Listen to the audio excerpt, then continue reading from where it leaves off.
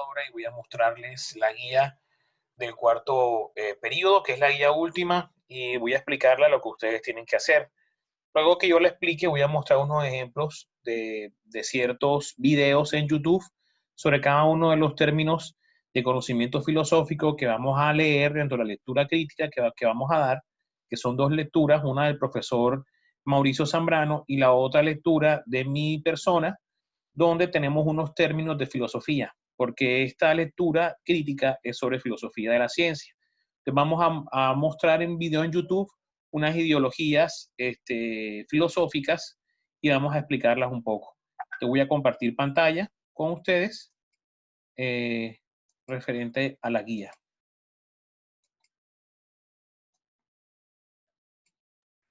Bueno, nos encontramos acá en la guía, ¿verdad? De la del cuarto periodo. Estamos aquí en la guía del cuarto periodo. Se llama Guía Didáctica de Lengua Castellana y Producción Textual. En esta guía, que es una sola, que es tanto de producción textual como de lengua castellana, es una guía que trabajamos los dos profesores, el profesor Mauricio Zambrano Niebles y mi persona, el profesor Giovanni Polifroni. Trabajamos los dos, puesto que es una sola guía que va a ser tanto para los grados de décimo como para los grados de 11. El aprendizaje más importante de la guía, el tema es aprender sobre las primeras corrientes filosóficas del siglo XIX y principios del XX, como lo fue el existencialismo, el racionalismo, el empirismo, el conductismo, el psicoanálisis y el funcionalismo, a través de la lectura crítica de varios libros y textos científicos. La competencia es textual, literaria, semántica, ortográfica y sintáctica, que esas son las competencias que vamos a trabajar dentro de esta guía.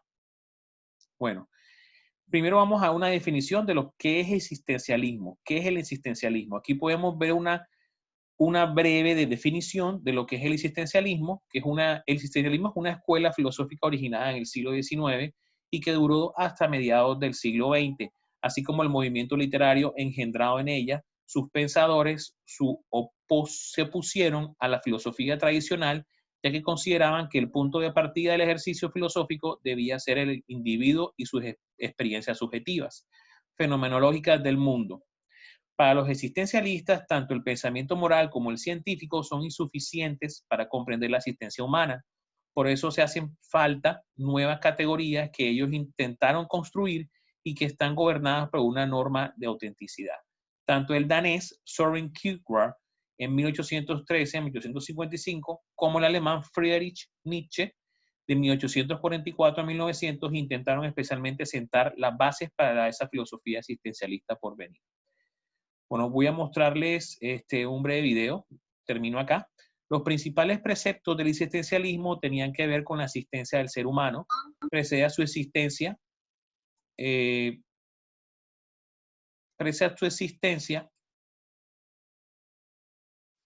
Procede a su esencia. Allí su nombre, que la realidad antecede al pensamiento y la voluntad humana a la inteligencia.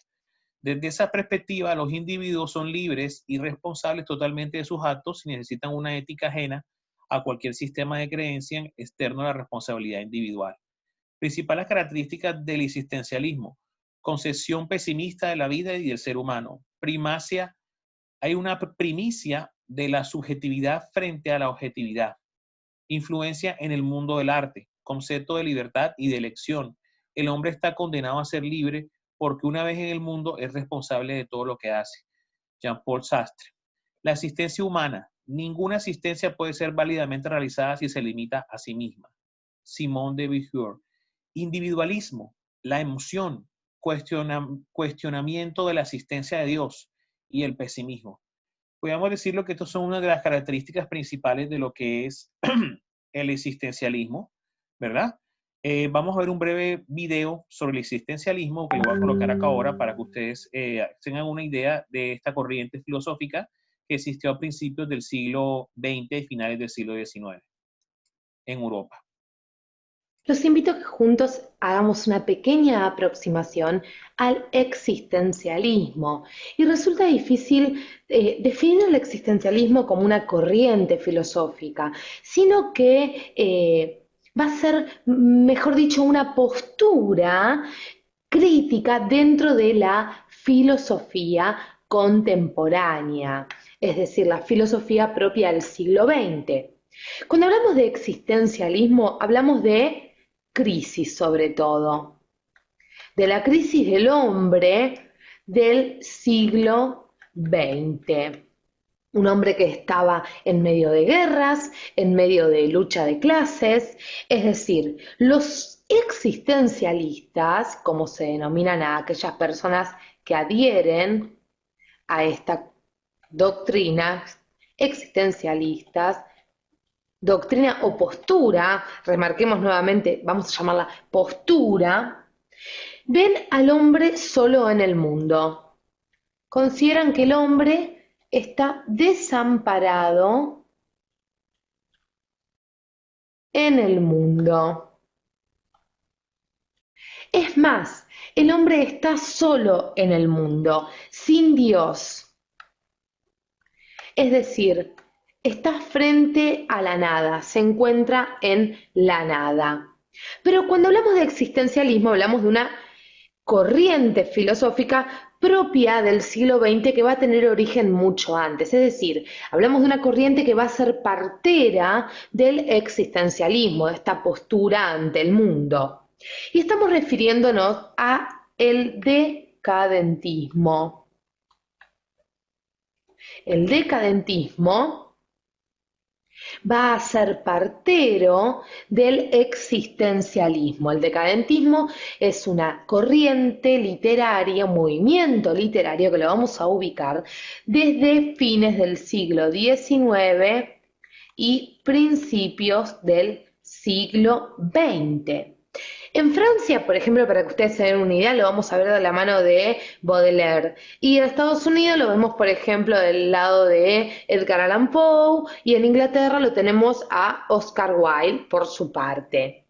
Así se considerará entonces que el existencialismo es hijo póstumo del decadentismo. Esto nos tiene que quedar bien en cuenta, ya que cuando el existencialismo comienza a tomar peso en el pensamiento contemporáneo, el decadentismo va a desaparecer. Pero vayamos a seguir estudiando a este hombre existencialista, porque el hombre existencialista, como decíamos, es un hombre que está desamparado. Y no solo está desamparado, sino que es un hombre que no tiene metas, no tiene metas a futuro. Es un hombre que se pregunta sobre su propia existencia. Se pregunta sobre su propia existencia. Y no conforme con esto, y al descubrirse desamparado en el mundo, se angustia. Es un hombre que no goza, sino que vive sumergido en la angustia. Es un hombre que vive la crisis desde adentro, porque es un hombre en crisis. Desde allí, desde el existencialismo, van a salir infinidad de premisas o teorías, y ahora veremos quiénes son los principales representantes de esta postura existencialista. Entonces, debemos concluir entonces que los existencialistas tienen una mirada desencantada del mundo. Mirada desencantada del mundo. Vas a entrar. Están desencantados de ellos mismos y también tienen una mirada desencantada del mundo. Es decir, el hombre se siente desamparado, como nosotros hacíamos referencia, en el mundo, en el universo. Desde la perspectiva existencialista hay que entender que el mundo se construye. El mundo se construye a partir de la acción de las singularidades, es decir, el hombre en un mundo, está en un mundo, mejor dicho, en el cual es si actúa. Y claro está, solo se puede actuar ¿dónde? En lo social. Entonces, el hombre se descubre o descubre su ser solo en la masa, en lo colectivo. Es decir, es un hombre que está desdibujado. Lo social es la condición de existencia. La condición de existencia de este hombre que se encuentra desamparado, sin metas en el mundo. Entonces, el hombre se deja ser como los otros son para hacerse valer en la sociedad, es decir, en lo social, y así se va a perder a sí mismo. Vamos a ver quiénes eran los representantes o quiénes son los representantes más importantes a la hora de estudiar el existencialismo. Primero lo vamos a ver al que muchos historiadores consideran el fundador del existencialismo, que es Søren Kierkegaard,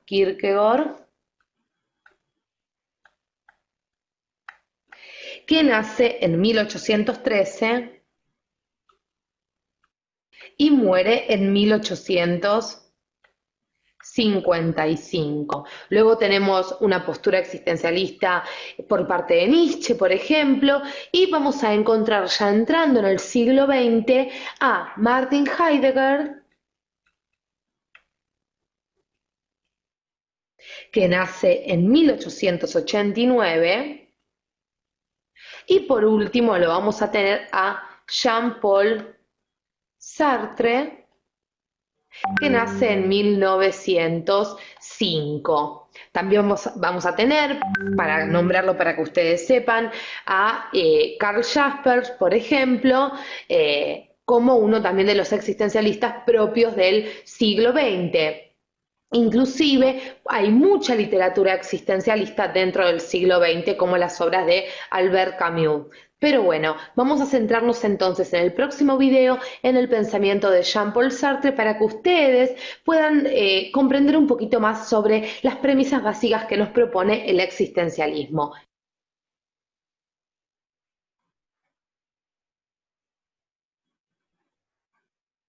Vamos a ver el existencialismo por parte del Vamos a filósofo comenzar a Jean-Paul estudiar Sartre. la filosofía de Jean-Paul Sartre, es decir, este filósofo existencialista del cual hablábamos en nuestro video correspondiente a la introducción del existencialismo. Jean-Paul Sartre, les cuento que nace en París en el año 1905 y de joven él estudió filosofía. Y hay un hecho que va a marcar para siempre el pensamiento de Sartre, porque durante la Segunda Guerra Mundial, que lamentablemente le toca vivir a este filósofo, él va a ser tomado prisionero cuando los nazis invaden Francia. Y esto va a marcar para siempre el pensamiento de Sartre, porque posteriormente, una vez que es liberado, un año después de estar prisionero, él se va a convertir en un pensador militante y revolucionario sobre todo. Vamos a estudiar en el presente video entonces cuáles son las premisas básicas para postular su propia postura existencialista, ya que en el año 1946 él va a publicar una de sus obras más importantes que llevaba por nombre El existencialismo es un humanismo. El existencialismo es un humanismo, que es una obra en la cual nos presenta de forma resumida ciertos puntos de su doctrina existencialista. Como vimos en el video anterior, recordemos, resultaba difícil muchas veces definir qué era el existencialismo. Pero claro está que para todos los filósofos existencialistas hay un punto en el que van a coincidir. ¿Cuál es ese punto? Vamos a hacer un espacio en nuestra pantalla. Esto en lo que van a coincidir todos es que consideran que la existencia en el ser humano precede a la esencia. Precede a la Profe, Esencia. Sí, ¿Y qué coméntame, queremos decir o qué dentro de la significa clase. que la Ahora me dices, existencia dale. precede a la esencia? no escucho nada. Pensemos, por ejemplo, en la fabricación de una mesa. Claro está, para ustedes que están viendo este video, que primero el artesano va a pensar qué mesa quiere hacer y luego la va a fabricar. Es decir, primero la concibe y luego la fabrica. Primero le da su esencia, es decir, aquello que hace que sea una mesa y no otra cosa, que se quiera construir una mesa y no una silla, y luego, en segundo lugar, le da existencia, es decir, la fabrica. Así entonces, como vemos, podemos afirmar nosotros, juntos con nuestro amigo Jean-Paul Sartre, que en un ser la esencia precede a la existencia, sería al revés que lo que proponen los existencialistas. ¿Por qué? Porque primero hubo alguien que la concibió y luego alguien que le dio existencia. Y claro está, dicen nuestros amigos los existencialistas, esta visión es la que la humanidad ha tenido siempre. La visión de que la esencia precede a la existencia, que como decíamos era la visión común, para decirlo de alguna manera, que tenían los pensadores anteriores. Es decir, esta visión que la humanidad siempre tuvo de un Dios creador, que nos creaba a nosotros. Pero entonces, ¿qué significará, preguntémonos para Sartre, el hecho de que en el hombre la existencia precede a la esencia? Porque recordemos, él no va a afirmar que la esencia precede a la existencia, sino que la existencia precede a la esencia, es decir, todo lo contrario. Esto va a significar, les cuento, que el hombre, vamos a hacer un espacio en nuestra pantalla nuevamente, significa que el hombre, como nosotros decíamos, empieza primero por existir,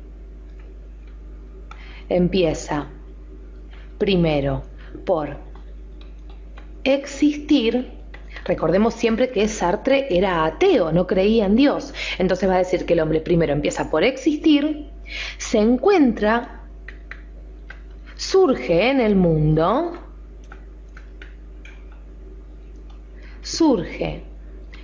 el mundo, en este mundo desencantado, y luego se define.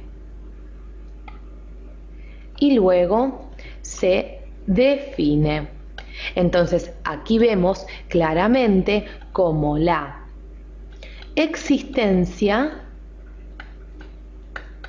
precede a la esencia. Es decir, es como si yo antes de concebir la mesa, primero la fabricara y luego la definiría. Luego diría que eso es una mesa. Entonces, podemos llegar entonces a la conclusión de que no hay naturaleza humana porque no hay un Dios para concebirla. El hombre no es otra cosa que lo que él se hace, dice Sartre. El hombre no es otra cosa que lo que él se hace. Pero sigamos indagando un poquito más para que podamos comprender finalmente esto de que la existencia precede a la esencia, porque es una premisa sumamente importante dentro de la filosofía sartreana y claro está dentro del existencialismo. Nosotros afirmamos entonces por último que el hombre no es otra cosa que lo que él se hace.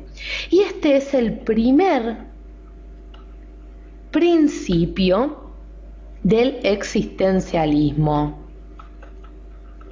Primer principio del existencialismo. Hagamos un espacio nuevamente en nuestra pantalla para que ustedes puedan tomar nota de esto que estamos diciendo.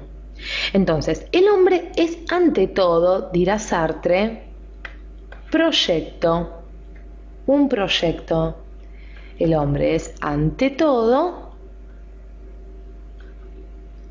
proyecto.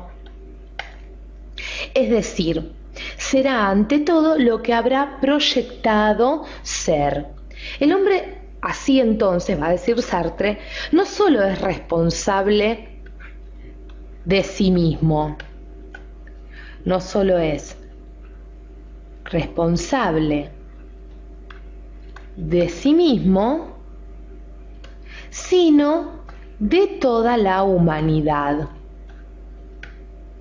De toda la humanidad. ¿Y por qué estamos diciendo esto? Porque cada acto del hombre, dice Sartre, toca de lleno a la humanidad. Es decir, lo que yo hago en Argentina va a repercutir en toda la humanidad. Lo que yo hago en Colombia va a repercutir en toda la humanidad. Lo que hago desde aquí, desde mi silla, cualquier acto que yo tenga, cualquier decisión que yo tome en mi vida, va a repercutir en toda la humanidad. Entonces el hombre no solo es responsable de sí mismo, sino de toda la humanidad, como estamos afirmando. Y esta responsabilidad, vamos a ubicarlo aquí, esta responsabilidad, concepto clave en la filosofía sartreana, esta responsabilidad, si se quiere, tremenda, arrolladora, de saber que en mis decisiones yo comprometo a toda la humanidad, es lo que va a conducir a Sartre a afirmar que produce angustia en el hombre. La responsabilidad, este saber que en mis decisiones comprometo a todo el mundo, me conduce a la angustia. Me conduce a la angustia. Y la angustia, claro está, va a ser otro concepto clave dentro de la filosofía existencialista. Esta angustia entonces que va a surgir por la responsabilidad, como decíamos, que yo tengo en cada acto. Por eso solo conoce la angustia el hombre responsable.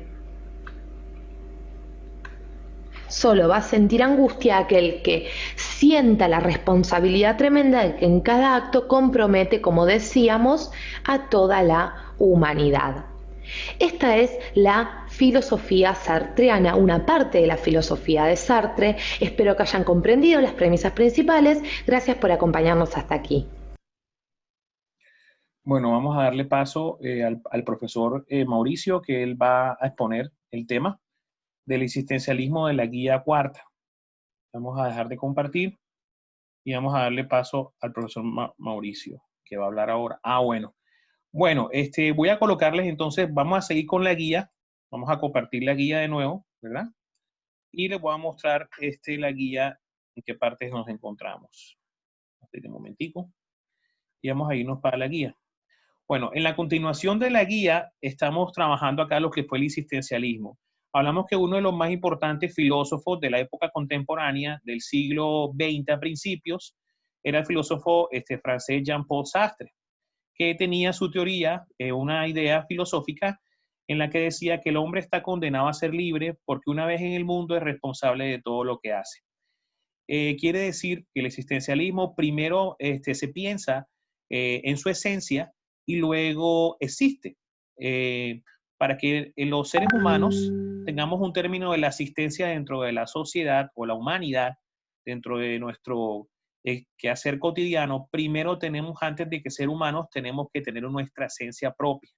Luego que tenemos nuestra esencia propia, nos emancipamos y podemos decir que existimos. Esa es prácticamente lo que se puede llamar el existencialismo, que es una ideología filosófica que va en contra de los procesos católicos cristianos, porque según se plantea, el ser humano como tal no tiene Dios, no existe un Dios que sea supremo o que lo domine a él, sino que el propio hombre, como creador del universo y de la tierra, él mismo se mueve dentro de su eje propio y él mismo tiene la condición de poder determinar qué va a pasar o qué no va a pasar dentro del mundo.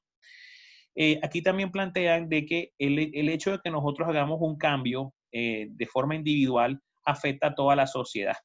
Eso también lo planteaba también Jean-Paul Sartre. Y esta ideología filosófica del existencialismo va ligada a otros conocimientos filosóficos como lo que es el individualismo, ¿verdad? Y a otros movimientos también como lo que es el conductismo, el estructuralismo, el empirismo y otras ideologías que vamos a ver a continuación. Uno de los principales autores, podemos llamar acá los autores del existencialismo, que existieron a principios del siglo XX, podemos llamar, por ejemplo, como Albert Camus. A través de sus escritos, este autor explora el extrañamiento del hombre hacia sí mismo. El ser humano busca en sí su entorno, algo que lo compete y lo defina frente a la imposibilidad de hacerlo por sí mismo. Jean-Paul Sartre, mientras tanto, también plantea la teoría de que él dice, este filósofo francés sugiere que el ser humano está condenado a ser libre. El hombre se define a sí mismo durante todo su ciclo de vida, pues no cree en determinismos. Quiere decir de que el hombre, una vez que nace, él es libre, tiene un libre albedrío de poder hacer lo que quiere, pero todo lo que nosotros hagamos repercute directamente en la humanidad. Miguel Unamuno, considerado un precursor del existencialismo, pensaba que al llegar a la muerte todo dejó de vida terminada y que no había nada después. Sin embargo, también aseguró, Aló. sí, profesor, sí. Hola, Giovanni, hola, mi querida familia de la institución educativa Distrital Santa María. Disculpa que te interrumpa, yo es que venía en camino, apenas vengo llegando a la casa. Bueno, tranquilo. Bueno, sí, me estás diciendo, voy a explicar un poco sobre una de las características del existencialismo. Eh, Como decía ahorita el profe, una de las características principales es que pone en duda todo, pone lo que estaba hablando el profe sobre la religión, ¿verdad? Pone en duda hasta la misma existencia de Dios a través del pensamiento. La idea es que del existencialismo es de pronto buscarle una respuesta totalmente diferente a lo que se sabe, a lo que se venían viviendo inicialmente y darle como una respuesta diferente a esto. Entonces, pues, el existencialismo nació como eh, parte de este movimiento, de poner a pensar a las personas, a todos los que de esta corriente y poner en duda todo, ¿verdad? Por ejemplo, ¿por qué la mesa llamar la mesa y no de otra forma? Esa era una de las principales características del existencialismo. ¿A lo me escuchan? Sí. ¿Hola? Sí, claro, creo que sí, profe. Sí, sí le escuchamos. Sí, sí, bueno, yo, dame 5 minuticos, me ubico en el computador y sigo con ustedes, ¿oíste? Bueno, perfecto. Bueno, Listo, dale, ya, pues sí, porque estoy aquí medio embolatadito. no, tranquilo. Bueno, Ya regreso. entonces, ok, dale. Bueno, sigamos con la guía. Aquí aparecen unos autores. Estábamos con el autor Miguel Unamuno, donde él decía que considera un precursor del existencialismo, pensaba que al llegar la muerte todo dejó de vida terminada y que no había nada más después. Sin embargo, también aseguró que la creencia de que nuestra mente sobrevive el paso de la muerte es necesaria para poder sobrellevar nuestras vidas. Eso quiere decir que la humanidad, nosotros no estamos completamente seguros como seres humanos de que después que tengamos la muerte va a haber algo hacia el más allá, pero necesitamos tener esa creencia para poder darle razón a nuestra existencia, para poderle dar razón a nuestra existencia. Entonces es elemental de que el ser humano tenga una creencia en un Dios o en varios dioses para que pueda tener una ilusión o una esperanza una vez que él fallece, que pueda ir a un lugar ya sea mejor o ya sea peor que el lugar terrenal. Sin embargo, dentro de este término filosófico, plantea de que no hay una seguridad de que la vida después de la muerte sea algo completamente seguro. Nadie lo puede saber. Entonces, es importante, según este autor plantea que es importante de que el ser humano tenga creencias, ya sea en un dios o en varios dioses, para poderle dar razón a su existencia. Arthur Schopenhauer sostuvo que el conocimiento esencial del yo solo puede lograrse a través de un ejercicio de introspección. Indicó el yo con el principio metafísico de la voluntad de vivir, que es el deseo que un individuo tiene que decidir y ordenar su propia conducta. Quiere decir que para nosotros poder encontrar el existencialismo dentro de nuestro cuerpo y dentro de nuestra alma, tenemos primero que interiorizarnos. Primero tenemos que encontrar nuestro propio yo interno que es el que nos da nuestra personalidad, nuestra forma de ser, y a través de conocernos nosotros mismos vamos a saber que existimos. Eso es lo que plantea Arthur Schopenhauer, que también es un autor europeo. Todos estos son autores europeos, algunos son alemanes, otros son franceses, y determinan las características principales del existencialismo. Bueno, estos conceptos todos parten de ciertas ideologías que se dieron durante principios del siglo XX. Los conectores son las palabras o expresiones que permiten señalar una relación entre dos oraciones. Estamos viendo lo que son los conectores. En esta parte de los conectores es muy importante dentro del desarrollo de las palabras. Cada conector une una palabra con otra. Vamos a ver acá una serie de vocabularios de palabras donde aparecen las palabras que son, por ejemplo, como adición, sirven para añadir una idea que amplía la información dada. Oposición presenta oposición entre las ideas. Causa indica que un hecho es la causa de otro. Consecuencia indican que una idea es consecuencia de la que procede. Igualdad establecen relación de semejanza. Secuencia indica un orden de hechos. Evidencia señalan una relación obvia o evidente. Finalidad indican propósito. Equivalencia presentan la misma idea de otro modo. Estas palabras son importantes que ustedes las tengan en cuenta porque aquí el profesor las colocó como ejemplos que sirven para hacer los conectores a la hora de escribir. Y que también, como ustedes van a desarrollar varios textos escritos dentro del proceso de producción textual, tienen que tener estos conectores, estas palabras de vocabulario para poder realizar todo tipo de escritos que se les va a mandar durante el desarrollo de esta guía. Bueno, en adición, por ejemplo, tiene un ejemplo que ustedes tienen que hacer, es muy inteligente, además de un gran profesional. Oposición, salimos antes, pero llegamos antes de que empiece la película. Causa, guardó la foto porque quería que diera un recuerdo del viaje. Fíjense que cada una de estas palabras da un oficio de el cómo, cuándo y el por qué se da este término dentro de la oración y se utilizan palabras que pueden ser conectores para que desarrollen estas palabras de vocabulario. Bueno, consecuencia, saqué malas notas en español, por eso estoy estudiando tanto últimamente. Igualdad, que es equidad, es muy bueno para el español, así como para el inglés. Ayer llegamos más temprano que hoy. Fíjense que cada una de estas palabras de vocabulario se están trabajando unas oraciones donde tienen que ver con la palabra en su significado. Secuencia, el ejemplo que tienes ahora es mucho mejor que el anterior, eso es una secuencia. Evidencia, a mi entender, ciertamente este punto es más importante que todos los expuestos, es una evidencia. Finalidad, te he pedido que pongas el mantel para que podamos comer. Equivalencia, se quedó mudo, es decir, son palabras. Bueno, cada uno de estos términos estamos dando el significado a través del uso de un ejemplo de oración.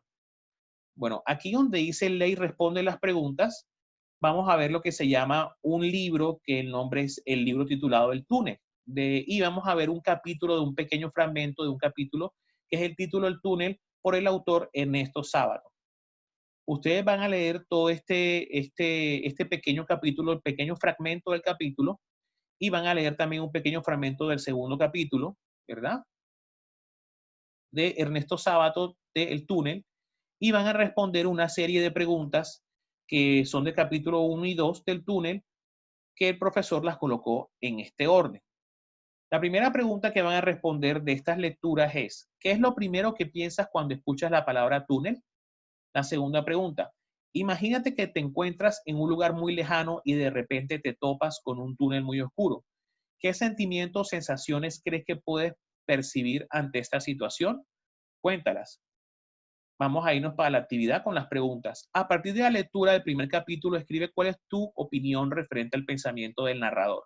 Recuérdense que el narrador en este momento se encuentra, es un narrador que es un narrador omnipresente, que él detalla la historia del libro, ¿verdad? Entonces, ustedes tienen que responder esa pregunta. 2. Identifica el tiempo y espacio que se desarrolla en estos capítulos. ¿Qué tiempo y espacio quiere decir en qué lugar se desarrolla, bajo qué tiempo, ¿verdad? Y en qué contexto se desarrolla. Tienen que describirlo dentro de estos dos capítulos. 3. ¿Consideras que todo tiempo pasado fue mejor? Explica tu respuesta. 4. Identifica qué tipo de valores y antivalores se evidencian en los anteriores capítulos. 5. Realiza una caricatura o una historieta en tu cuaderno donde organizas a través de imágenes las secuencias de los hechos narrados por Juan Pablo Castel. 6. En tu cuaderno escribe el significado de las palabras desconocidas que encuentres en los capítulos. 7. Ernesto Sábato es uno de los representantes del existencialismo en la literatura hispanoamericana. 8. La pregunta de las 7 es, ¿qué características del existencialismo puedes identificar en los capítulos anteriores? Según el texto del fragmento de los capítulos del autor Ernesto Sábato, del Túnel. 8. Identifica y explica el pensamiento que quiere desarrollar el autor del texto leído. 9. Relaciona los fragmentos que acabaste de leer con otra obra que hayas leído. Vamos a seguir ahora con lo que son las preguntas de las pruebas saber, ¿verdad? Que ustedes también tienen que responder dentro de esta guía, que como vuelvo y repito, es una guía que va conjunta tanto de 10º como de 11, es la misma. Quiere decir que ustedes van a desarrollar toda esta guía completa para los del grado 10º y van a desarrollar toda la guía completa bajo los del grado 11. Igual, tanto los 11 como los 10º. Bueno, ahora avancemos a las pruebas saber. Primera pregunta, ¿qué protagonista ha pensado que la mejor defensa de la especie humana es? A, que no hay memoria colectiva. B, conocer bien el alma humana. C, leer una noticia en la sección policial. D, que las noticias antiguas se olvidan. 2. El título El túnel se refiere a A, la oscuridad. B, la esperanza. C, el trabajo. D, la desconfianza. Vámonos para la tercera. El tema central de estos dos capítulos es A, la muerte y la justicia. B, el amor inalcanzable. C, los celos incontrolables. D, la infidelidad. Vámonos para la cuarta pregunta. ¿A qué se refiere el protagonista en su expresión ahora que soy célebre? A, feliz. B, famoso. C, amigable. D, desconocido. Vámonos ahora para el segmento que es de producción textual, ¿verdad? Para poder ver lo que hay dentro de la producción textual. Para ti, ¿qué son conectores gramaticales? Ustedes nos van a responder esa pregunta que ya el profesor les explicó y colocamos unos ejemplos de aquellos conectores que pueden servir, ¿verdad? Y aquellas oraciones que se trabajan con los conectores. ¿Qué son conectores gramaticales? Ustedes van a dar una breve respuesta sobre eso. Bueno, recuerden que esta transmisión se está grabando y cuando yo termine les voy a mandar el video. Actividad. Escribe en 2 cuartillas, página de blog, un ensayo acerca de las cosas positivas y negativas del personaje que está narrando, del narrador del túnel, del protagonista, no del narrador, sino del protagonista. 2. Realiza una sopa de letras con los valores y antivalores que identificaste. 3. Subraya los conectores que encuentres con los textos anteriores. Ustedes van a coger el texto y van a subrayar aquellos conectores que vieron como ejemplo dentro de la tablilla que explicó el profesor Mauricio. Van a subrayar qué conectores ven dentro del capítulo 1 y capítulo 2 del texto. 5. Escoge 2 valores y 2 antivalores del texto anterior y escribe una oración compuesta con cada uno de ellos. 6. Identifica el cronotopo presente en los fragmentos leídos y explícalo. Según lo estudiado, el cronotopo es A, el análisis del narrador. B, el análisis del tiempo y espacio del género narrativo. C, el análisis de la persona que habla dentro del poema. D, el análisis del lenguaje de una obra. En la pregunta 2 de la de prueba saber. El narrador de la historia es A, Juan Pablo Castel. B, Ernesto Sábato. C, Pablo Juan Castel. D, León Bloy. La tercera, el género literario al que pertenece esta obra es A, novela psicológica. B, novela histórica. C, novela romántica. D, crónica. La cuarta, el tipo de narrador es A, narrador protagonista. B, omnisciente. C, homodiegético. D, heterodiegético. Bueno, vamos a seguir. Aquí ustedes encuentran también una bibliografía que el profesor les dejó, donde ustedes pueden ayudarse para que puedan encontrar la información que desean referente al existencialismo y referente también a lo que son los cronotopos. Bueno, seguimos entonces acá con la nueva lectura que va con las aproximaciones teóricas, que esta es otra lectura crítica que tiene que ver también con los conocimientos filosóficos como el empirismo, el conductismo, el existencialismo, el estructuralismo y otros conocimientos y de ideologías filosóficas que existieron al principio del 20, finales del 19, en Europa. Aproximaciones teóricas en el contexto de la ciudad de Barranquilla concernientes a la identidad y el sentido de pertenencia en el periodo a finales del siglo XVIII hasta principios del XX. Esto es un artículo que trata sobre cómo se desarrolló Barranquilla y a través de estas ideologías filosóficas, cómo se vio inmersa, ya que estos movimientos filosóficos no solamente pasaron por la filosofía, sino también se pasaron por el arte, por la arquitectura, por la pintura, por la literatura, y se enfocaron en diferentes tiempos y espacios dentro de la época del siglo XX a principios. Como es una oleada de moda, marcó mucho en ciertos lugares, tanto de Latinoamérica como de América del Norte y también el propio Europa. Aquí hacemos un análisis referente a la ciudad, cómo se vio afectada, podemos llamarlo así, por estas ideologías emancipatorias que se dieron a principios del siglo XX.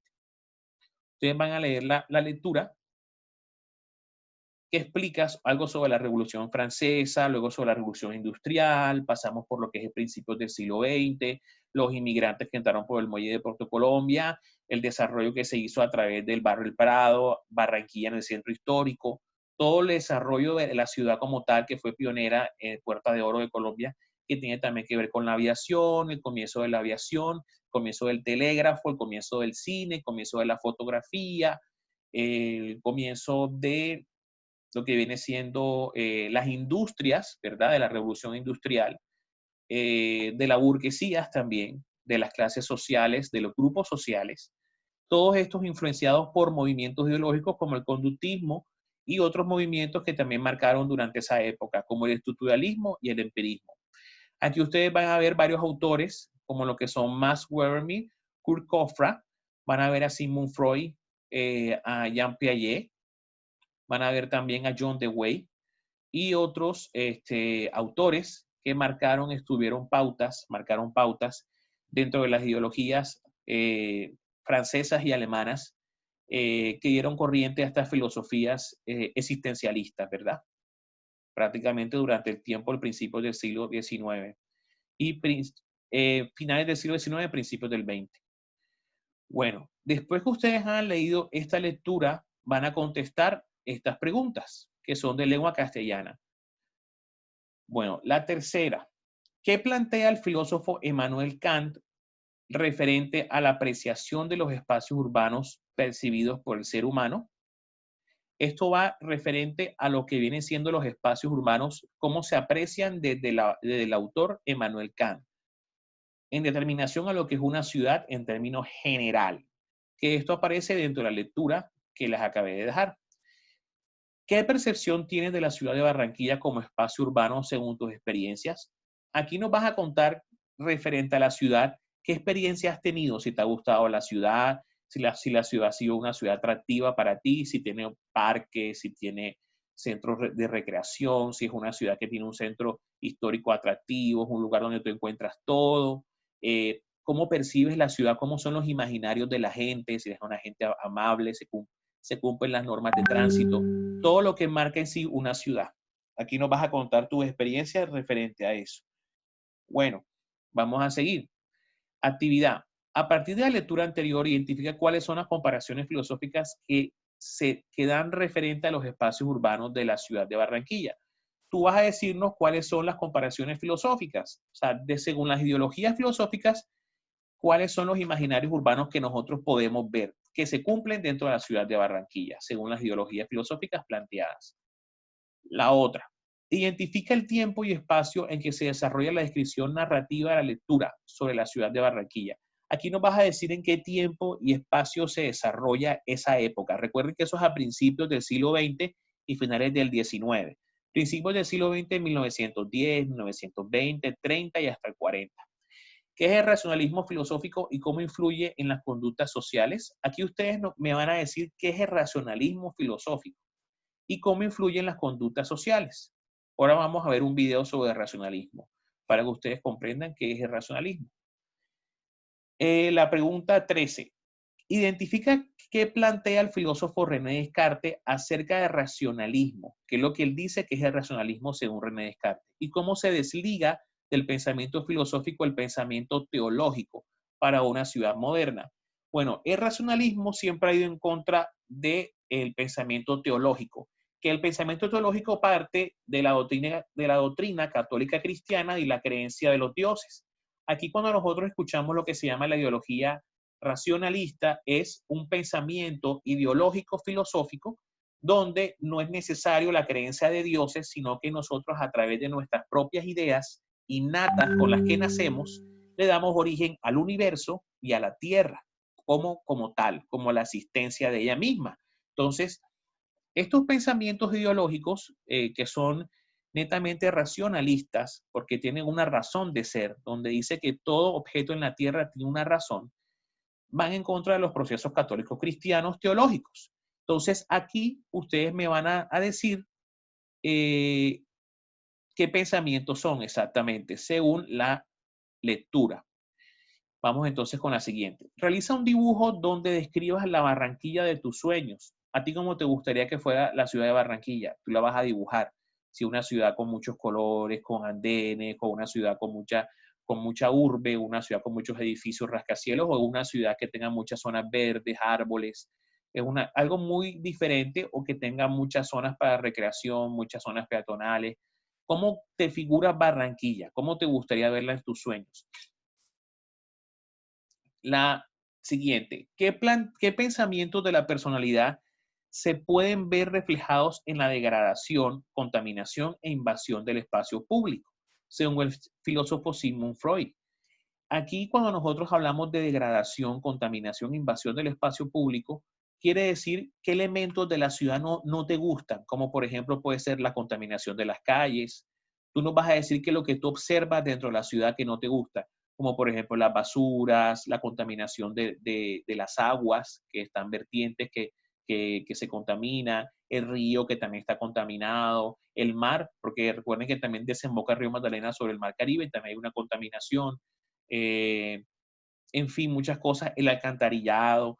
¿Qué es lo que no te gusta? Ahí lo van a escribir. Según el filósofo John Watson, ¿qué es el conductismo? Vamos a ver ahora qué es el conductismo. Primero vamos a ver qué es el racionalismo y después vemos qué es el conductismo. Identifica y explica el pensamiento que quiere desarrollar el autor según el texto leído. ¿Cuáles son los individuos llamados los burgueses según la lectura anterior? Vamos a ver qué son los burgueses, ¿verdad? Porque ustedes también es bueno que aprendan esa palabra. ¿Qué es la burguesía? ¿Qué es un burgués? Vamos a ver también qué es la burguesía. Vamos con la quinta pregunta. ¿Qué quiere decir el autor René Descartes sobre la desvinculación del pensamiento filosófico del pensamiento teológico? Pienso, luego existo. Bueno, que la sociedad debe regirse no solamente por las normas establecidas por la Iglesia Católica, sino que también debe regirse por teorías filosóficas racionalistas. La F, que los dos pensamientos son totalmente diferentes y no se relacionan entre sí. Que el pensamiento filosófico es mejor que el pensamiento teológico. Que el pensamiento teológico siempre debe prevalecer por encima de los demás estilos de pensamiento. Ustedes van a elegir cuál de estas es la correcta. Estas ya son preguntas de la prueba saber.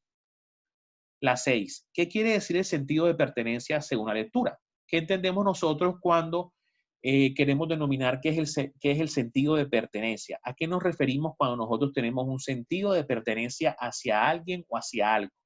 Vamos a descubrir qué es lo que es el significado del sentido de pertenencia. Tener identidad propia por el cuidado y preservación de la ciudad. Tener cordura y respeto por alguien. Tener cuidado con las cosas materiales. Pertenecer a un grupo social. Según la lectura, el término el siglo de las luces, como se le denominaba el siglo de las luces, que fue un siglo que fue muy característico porque fue un siglo donde empezó la luz eléctrica, ¿verdad? Y fue a principios del siglo, me van a decir cuál es. Hace referencia a siglo XVI, siglo XIX, siglo XVIII y siglo XX. Ahí se las dejo a ustedes dentro de la lectura para que me adivinen ¿Cuál de estas, que es fácil, es el siglo denominado el siglo de las luces? La última pregunta de lengua castellana. ¿Cuál de las siguientes corrientes filosóficas estudia los fenómenos inconscientes de la mente y la personalidad? Aquí ustedes me van a decir, según la lectura, es el racionalismo, el estructuralismo, el conductismo y el psicoanálisis. Recuerden que todo lo que se maneja en la parte consciente de la mente y la personalidad dentro de nuestras formas de ser es desde la parte de la psicología. Entonces, ahí se las dejo para que ustedes sepan cuál es la correcta. Vámonos con la de producción textual, con las preguntas de producción textual. Bueno, para ti, ¿qué son textos descriptivos? ¿Qué entiendes por un texto descriptivo? Nosotros cuando entendemos la palabra describir, quiere decir que nosotros describimos algún objeto, ¿verdad? Se describe.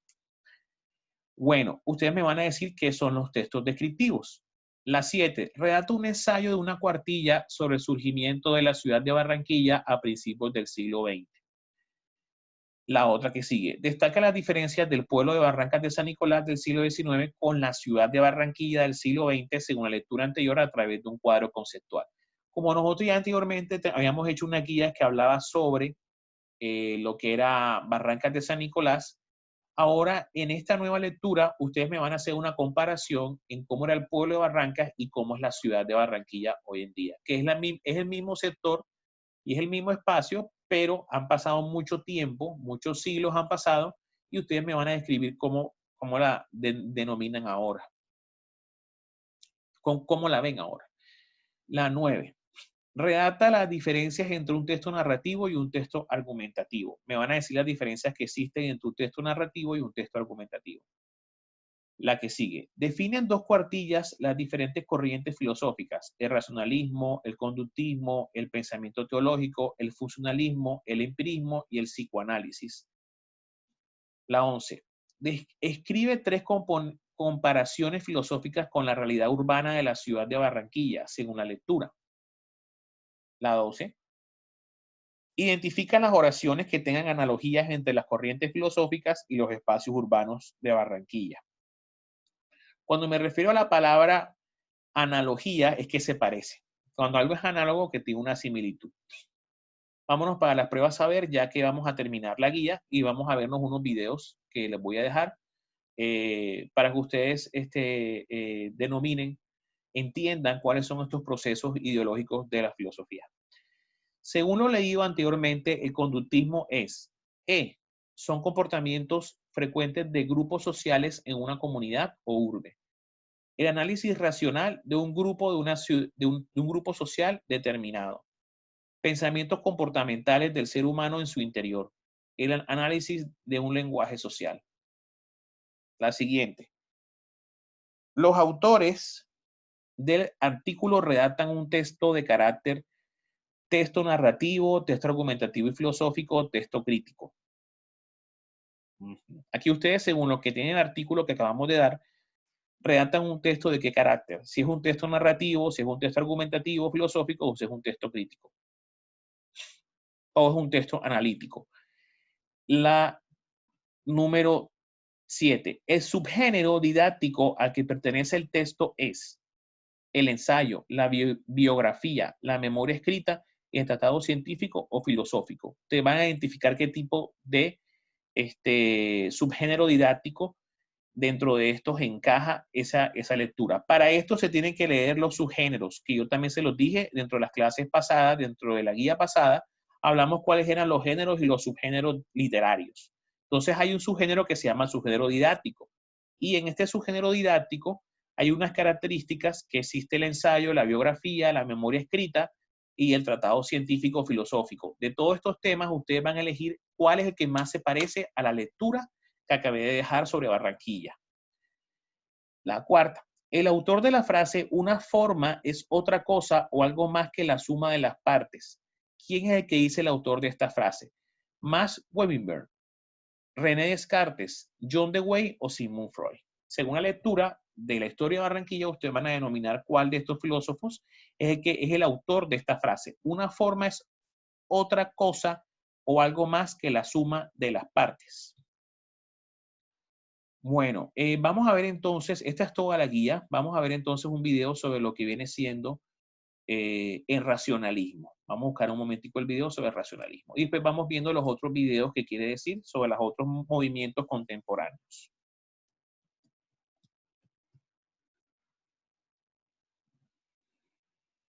Vamos a comenzar a hablar del racionalismo. Y cuando hablamos de racionalismo, claro está que nos tenemos que posicionar en la filosofía moderna.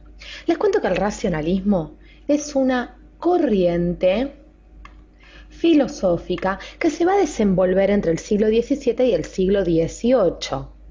Y va a tener como principal representante a este señor que vemos aquí, que es ni más ni menos que René Descartes o Descartes, nacido en Francia en 1596 y muere en 1650.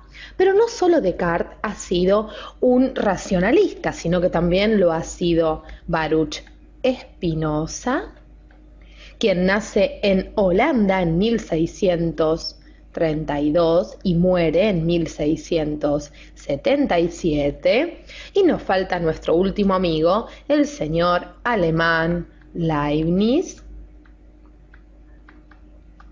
quien nace en el año 1646 y muere en el año 1716. Leibniz, Spinoza y Descartes van a ser los representantes del racionalismo, siendo sobre todo este señor que vemos aquí, René Descartes. Ahora bien, ¿qué decían los racionalistas? ¿Qué opinaban los racionalistas? El racionalismo está caracterizado por la supremacía o por la primacía de la razón, de ahí su nombre, al momento de conocer. Es decir, vamos a hacer un espacio para ir delimitando las características. El racionalismo entiende a la razón como un elemento que legitima nuestros conocimientos. Claro está así que como primer característica podemos ver que los racionalistas, es decir, en el racionalismo hay una plena confianza a la razón. Y además, con respecto a los sentidos, van a decir que hay que desconfiar de aquel conocimiento que nos viene por medio de los sentidos, porque los mismos nos engañan. Entonces, los racionalistas creen que gracias a la razón podemos adquirir el conocimiento, como decíamos, y llegar así a la verdad, tema muy importante dentro de la filosofía moderna.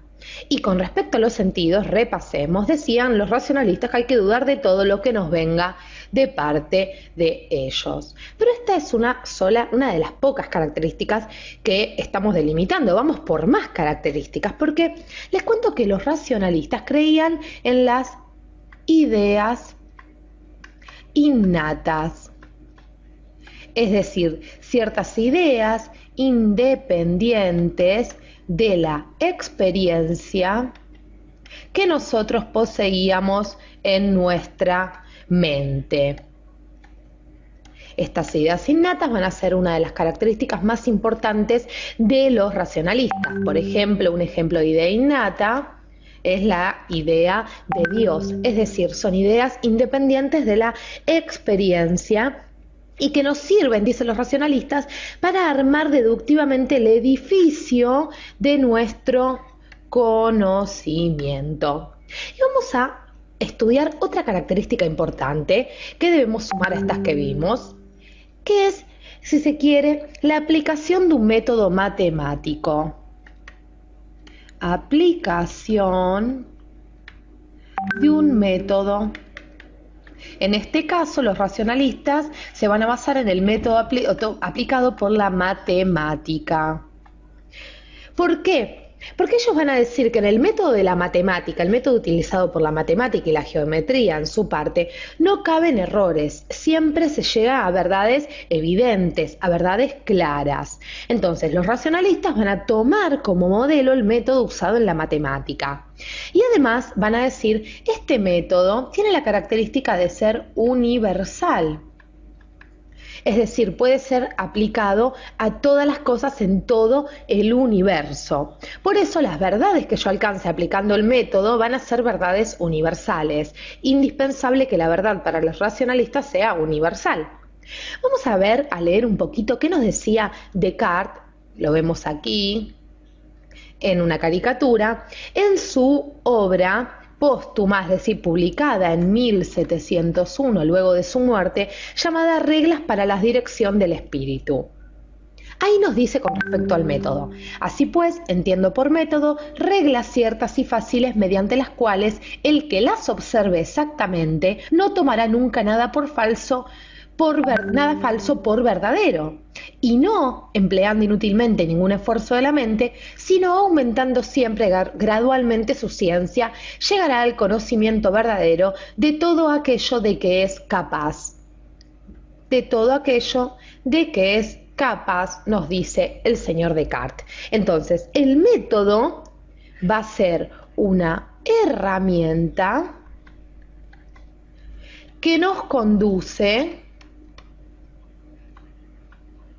a la verdad. Muy bien, hasta aquí vimos algunas de las características. También les cuento, para no dejar de lado, que los racionalistas van a aplicar esta idea de mecanicismo. ¿Y qué van a decir con el mecanicismo? Ellos creen que el mundo es como una gran máquina que se puede analizar, en donde las cosas ocupan un lugar en el espacio que les corresponde. Básicamente estas son las características principales del racionalismo. Espero que les haya quedado en claro. Si quieren podemos agregar información en caso de que ustedes la requieran, pueden hacernos preguntas y en el próximo video vamos a meternos de lleno en el racionalismo, sobre todo porque vamos a estudiar la filosofía de René Descartes. Pruébalos. Exactamente. Bueno, ahora vamos a irnos. Ya entendimos qué era lo que quería decir el movimiento del racionalismo. Ahora vamos a compartir un video para que aprendamos qué viene siendo el movimiento del conductismo, que es otra ola, ¿verdad? Que se planteó durante el principios del 20 y también es una ideología filosófica. Vamos a colocar acá el conductismo. Conductismo. Bueno, vamos a verlo un ratico acá, que es el conductismo. En este video haremos un repaso completo por los postulados del conductismo. Repasaremos el condicionamiento clásico, el condicionamiento operante, los postulados fundamentales y un poco su aplicación terapéutica.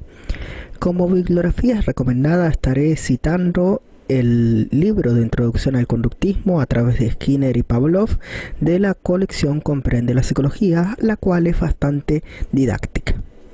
Comencemos. Como todos ustedes sabrán, el conductismo empieza con las investigaciones de Iván Pavlov, un fisiólogo ruso a comienzos del siglo XX, el cual se centrará precisamente en los estímulos y respuestas connaturales o incondicionadas de los perros frente a la comida. Como todos ustedes recordarán, el experimento consistía en medir precisamente la salivación de los perros frente al estímulo natural de ver u oler la comida, a lo cual se asoció un estímulo neutro que era tocar una campana cada vez que se le iba a dar de comer. Con el tiempo, los perros asociaron que el sonido de la campana iba directamente relacionado o asociado con el hecho de darles de comer. Por lo tanto, salivaban frente a la comida y frente a la campana. Para comprobar si salivaban también únicamente frente al estímulo sonoro de la campana y no frente al estímulo olfativo o visual de la comida, no se preparó comida en una ocasión y únicamente se sonó la campana, frente a la cual los perros salivaron igualmente. Este esquema puede sintetizarse de la siguiente manera.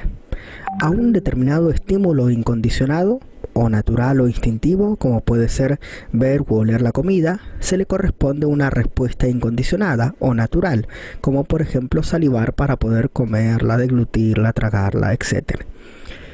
Incorporando entre medio a esta ecuación el estímulo neutro, se dice neutro porque en la naturaleza habitualmente los perros no asocian el sonido de una campana o lo que fuese a la comida, este se convierte por mera asociación, darse una y otra vez la experiencia repetida de ambos estímulos a la vez, en un estímulo condicionado. Condicionado quiere decir precisamente aprendido mediante la intervención, generando la respuesta condicionada de salivar, ahora no solo frente a la comida, sino frente a la campana, que se asocia precisamente con la comida.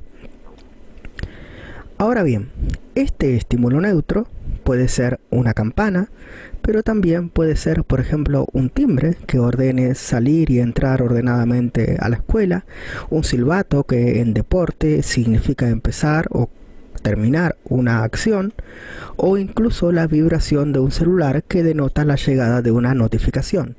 Todos entran dentro de la categoría de estímulo neutro, que dándose repetidamente asociado a una respuesta, genera precisamente el condicionamiento clásico.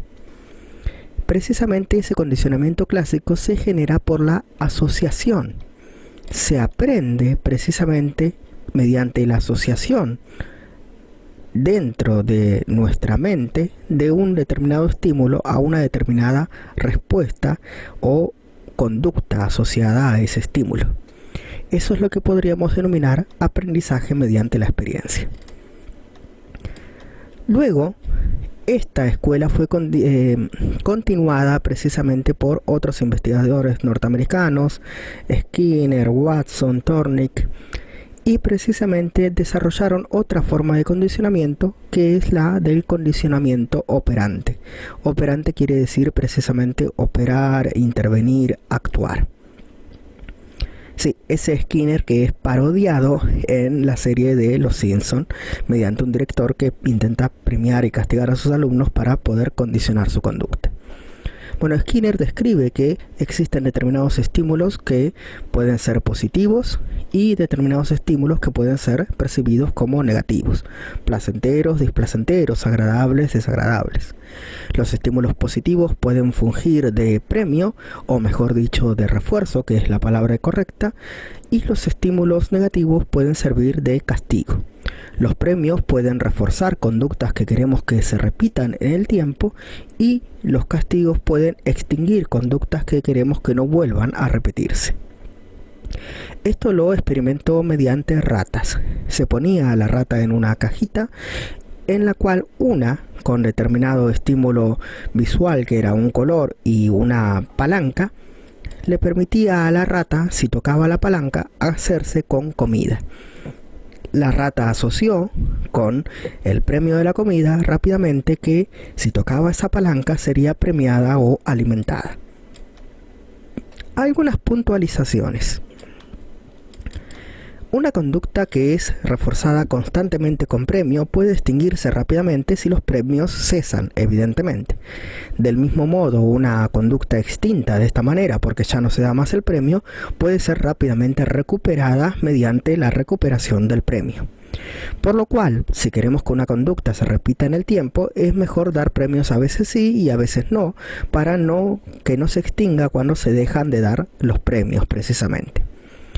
Otra puntualización es que los premios son más efectivos reforzadores que el castigo. Muchas veces el castigo puede ser únicamente la ausencia del premio. Aunque sin embargo los castigos, de ser muy severos, duran mucho más en el tiempo, incluso ante la ausencia reiterada de los castigos. Algunos postulados fundamentales que podemos deducir del condicionamiento clásico y del condicionamiento operante. Estos son los pilares del conductismo. Uno es que nacemos como una tabula rasa, el típico o clásico pizarrón en blanco. Sobre esa tabula rasa se van imprimiendo las experiencias, precisamente llenando nuestra mente de aprendizaje. Esas aprendizajes o esas experiencias son a prueba y error y precisamente mediante la interacción con el entorno, lo cual va generando nuestras asociaciones para adaptarnos al mismo. La mente, o lo que sucede dentro de la mente, donde ingresa el estímulo y sale la respuesta que es la conducta, no podemos saber lo que está pasando ahí dentro, no puede observarse y por lo tanto solo puede inferirse completamente de forma indirecta. Es lo que se llama una caja negra. Por lo tanto, la psicología para el conductismo debe estar basado en el estudio del estímulo y de la respuesta, es decir, de las conductas medibles, observables, cuantificables.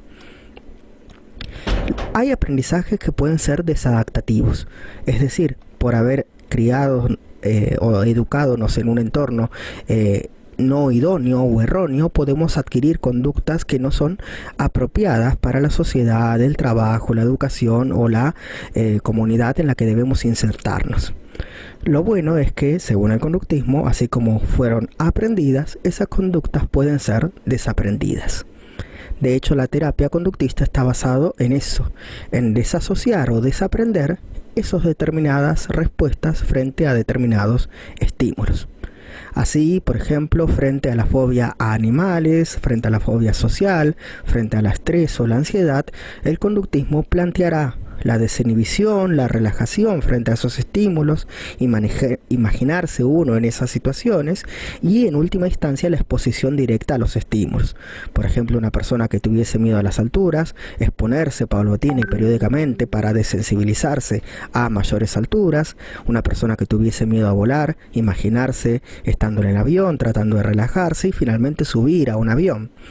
Es decir, ir practicando las nuevas conductas o las nuevas respuestas frente a un mismo estímulo.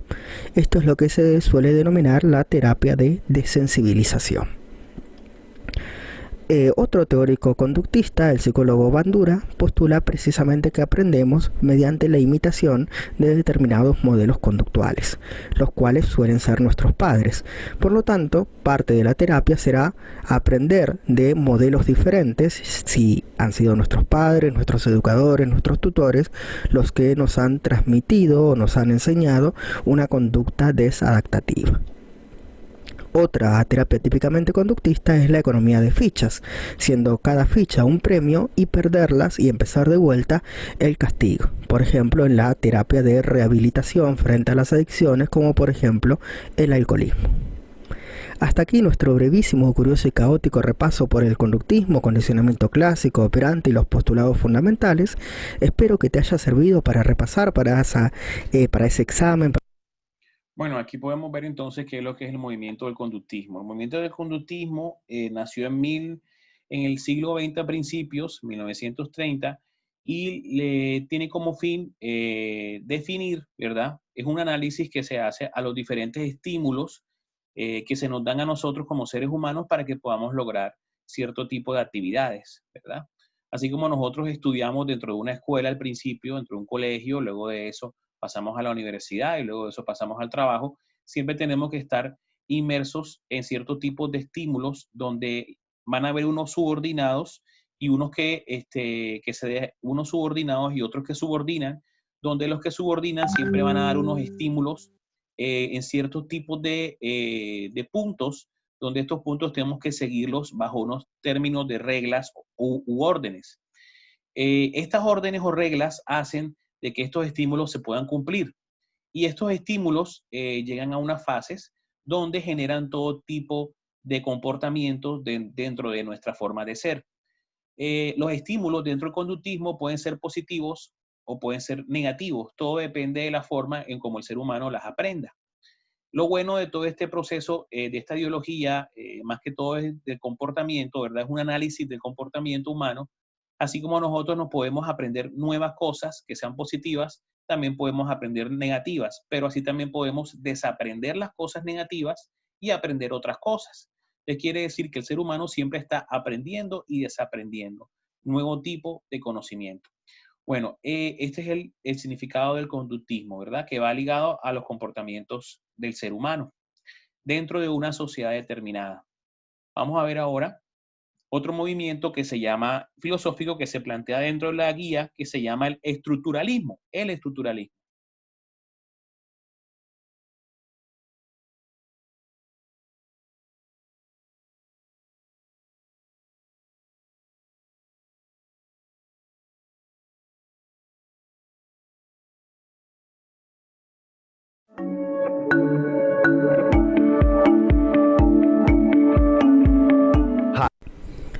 Hola, muy buenas tardes a todos, bienvenidos a un video más de Resúmenes Entelequia. En esta ocasión, y como parte de nuestra habitual sección de cómo hacer cosas con palabras, vamos a explicar un hilo conductor que une a la mayoría de todos estos autores. Me refiero, claro está, a la escuela filosófica francesa más influyente del siglo XX y uno de los movimientos culturales e intelectuales que más han dejado mella en nuestra filosofía, sociología, psicología y nuestra forma de entender la sociedad en la actualidad. Me refiero, claro está, al estructuralismo. Por eso el día de hoy vamos a ver las bases y fundamentos de estos pensadores muy brevemente, de la forma más acotada y amena posible. Y quédate hasta el final porque voy a estar dando una lista de características del estructuralismo en cuanto a todos los autores. Como bibliografía estaré citando obviamente el curso de lingüística general de Saussure, las estructuras elementales del parentesco de Lévi-Strauss, los escritos de Lacan o Para leer el Capital de Louis Althusser. El pensamiento estructural podemos decir que es una de las corrientes filosóficas o escuelas filosóficas más influyentes y relevantes del siglo, por lo menos desde el comienzo del siglo hasta mediados de este, 1950-1960, cuando empezó el declive. Ahora, ¿quiénes fueron estructuralistas? Es difícil hacer una lista, ya que ninguno de estos autores se definiría o se encasillaría o se pondría el mote o la categoría de estructuralista. Fueron diversos filósofos, sociólogos, psicoanalistas y demás pensadores de las ciencias humanas, los cuales tenían algunas características en común que diremos más adelante, luego de repasar el punto central o más estructuralista de cada uno de ellos. El primero, o el que lo inició todo, el estructuralista avant la lettre, fue Saussure, con su curso de lingüística general de 1916, el cual establecía que el lenguaje era un sistema arbitrario de signos con significantes y significados. Así, la palabra podría definirse no solamente por su referencia, sino en función de las otras palabras. Así es infame la metáfora de Lacan, aplicándola precisamente al inconsciente, la cual se expresó en función y campo de la palabra y del lenguaje en el psicoanálisis, la cual digo que es infame porque es una conferencia que le hizo romper con el círculo freudiano psicoanalítico de París y obviamente tener que empezar su carrera como educador para transmitir o enseñar esta nueva ideología o esta nueva interpretación de Freud. El dicho es básicamente el inconsciente está estructurado. Grammarly does more than catch errors. With Grammarly, you can find como un lenguaje. Aquí invierte significante y significado de Saussure. Y lo que afirma es que precisamente el inconsciente está estructurado como un lenguaje y tiene sus normas o leyes propias, como la metáfora y la metonimia. En cuanto a Claude Lévi-Strauss, precisamente lo que va a afirmar o sostener en las estructuras del parentesco es que existe una estructura invariable, es decir, intrínsecamente humana o social o cultural de parentesco.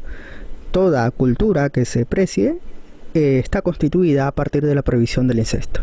Los clanes familiares se asocian, se alían mediante los matrimonios acordados, los matrimonios políticos, para pactar una unión o un convenio o constituir una comunidad, una sociedad.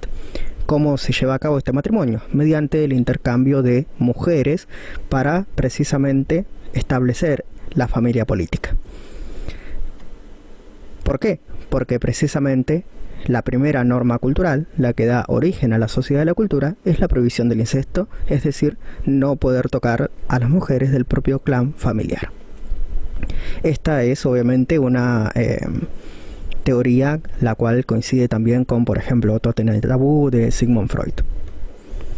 En cambio, para Althusser, en una reinterpretación de El Capital de Marx, la sociedad está conformada o constituida por una superestructura cultural, educación, religión, valores, Estado, política y demás, medios de comunicación, diríamos hoy en día también, pero esta está basada o configurada por una estructura económica, la cual es la determinante.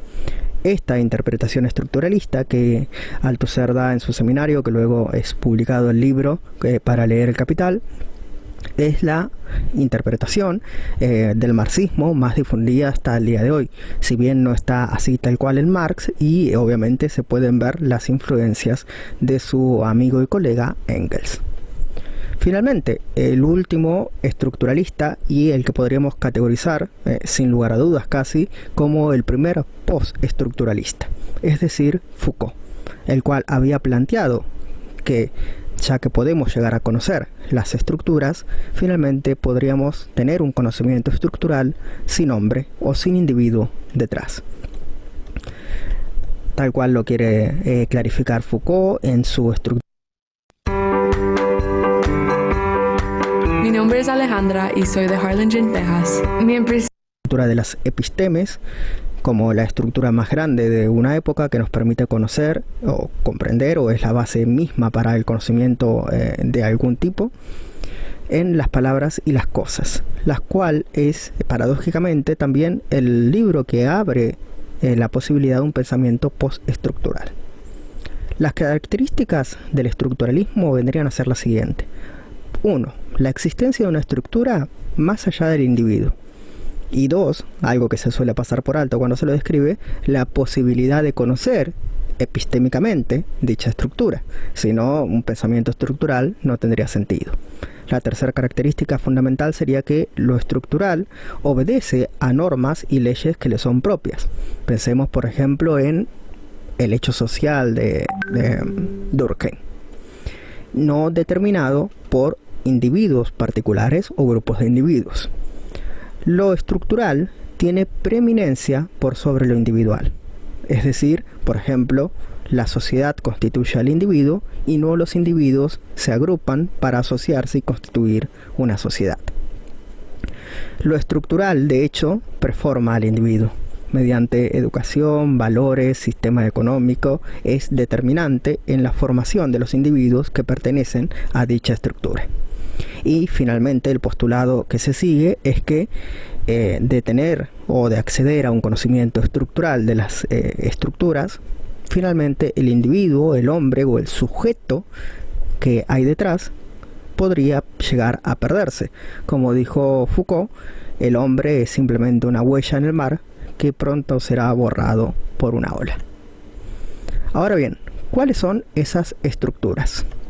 Podríamos decir que el lenguaje es una estructura, invirtiendo el orden, es la lengua la que habla a los hablantes, o como está más claro obviamente en Lacan, es el inconsciente el que habla al sujeto y no el sujeto el que habla de su conciencia. Es la sociedad la que conforma y prefigura a los individuos que pertenecen a ella mediante los determinantes económicos y mediante los determinantes culturales, valores, educación, religión, medios de comunicación del Estado o privados, etcétera y demás. La interpretación marxista del estructuralismo. Es la economía la que determina a los sujetos, sus límites y posibilidades, o como lo diría Foucault, es la episteme lo que determina lo posible y lo imposible, lo pensable y lo impensable, dentro de un marco epistémico mucho mayor. Ahí tenemos básicamente cómo lo estructural tiene preeminencia sobre lo social. Por ejemplo, las personas no se casan o se asocian a placere, sino precisamente respetando la máxima prohibición del incesto, que es la que constituye un sistema social en Lévi-Strauss. Hasta aquí nuestro brevísimo, curioso y caótico repaso por el pensamiento estructural. Espero que te haya quedado claro, aunque son autores obviamente muy complejos y evidentemente el video tiene características didácticas. He tratado de simplificarlo lo más posible y evidentemente no es tan fiel a los autores, pero simplemente he repasado el pensamiento estructural que subyace a todos ellos. Finalmente, el fin del hombre. Bueno, aquí podemos ver también lo que se llama el estructuralismo. El estructuralismo son aquellas estructuras que tienden a organizar los grupos de la sociedad, los grupos colectivos que somos nosotros. Nosotros nos regimos bajo ciertos grupos determinados que tienen unas estructuras mentales intangibles, que estas estructuras rigen la sociedad a través de los términos económicos, educativos, filosóficos, sociales, artísticos, y bajo todos estos términos, la sociedad y el ser humano tiene que moverse adecuadamente bajo la estructura. El vínculo familiar también, hermano, papá, mamá, todo es una estructura donde tenemos que respetar ciertas leyes y normas que estamos regidos para poder llevar una familia unida, ¿verdad?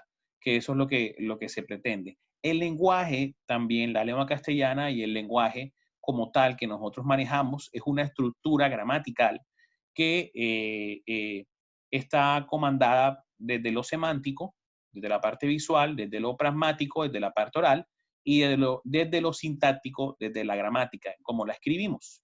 Manejamos las muletillas, los conectores, manejamos los sujetos, los adjetivos, manejamos lo que son los verbos, los sufijos, los prefijos, manejamos también las muletillas y todo término gramatical como los conectores, el, las, los y otras palabras del vocabulario que son anexas a los signos de puntuación, que también son otra serie de estructuras normativas que ayudan a que el lenguaje, ya sea sintáctico, pragmático o semántico, pueda entenderse perfectamente. Entonces, ese es el estructuralismo es la forma como de describirlo dentro de la sociedad. Bueno, vamos entonces a colocar el último video para que ustedes puedan verlo y después voy a dejar una tarea referente a una película que voy a colocar, que es un cortometraje ustedes me van a hallar qué tipo de movimiento filosófico logran ver en el cortometraje de la película y me lo van a describir. ¿Por qué en la película ustedes entienden que tiene ese movimiento filosófico? De lo que hemos explicado a continuación. Bueno, vamos a explicar entonces otro movimiento que también es importante, que es el movimiento del empirismo, el empirismo. Vamos a verlo.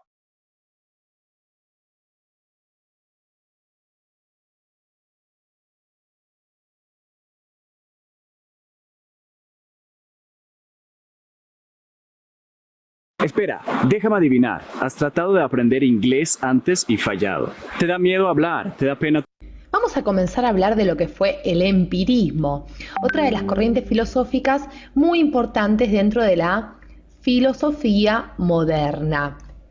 Les cuento que el empirismo se va a oponer al racionalismo, esta corriente que veíamos en videos anteriores que ponían confianza ciega en la razón al momento de construir el conocimiento.